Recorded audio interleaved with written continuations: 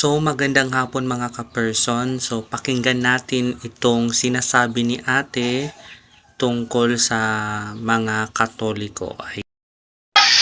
Kinabuhi diri sa kalibutan. Hallelujah!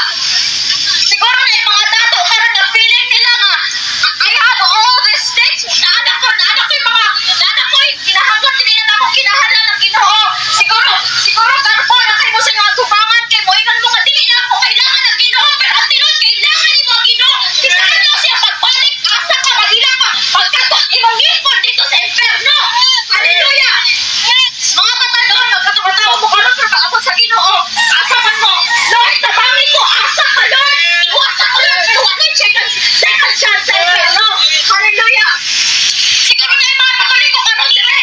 Hallelujah! Ako ikayo sa inyo ha, sa may pulot sa inyo ang report ko kung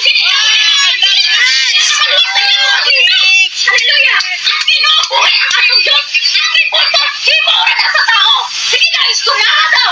Kutubag ba? Pero ang Ginoo, kutubag. Sa inyo rin sa report ko, wala na pulot sa tubangan sa Ginoo. Kaya ang gahom ana, wala na gahom ni Satanas, pero dili gahom sa Ginoo.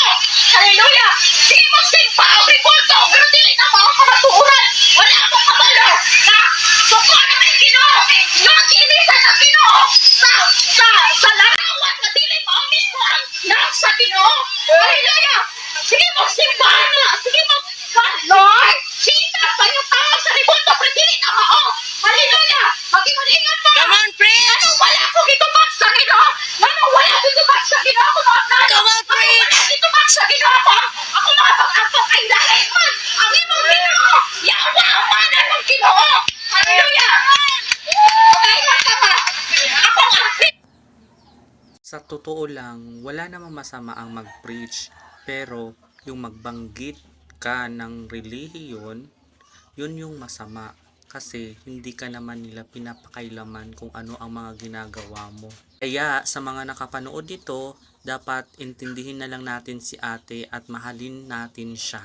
Dahil iisa lang naman tayo sa mata ng Diyos kahit ano-ano pa ang tawag nyo.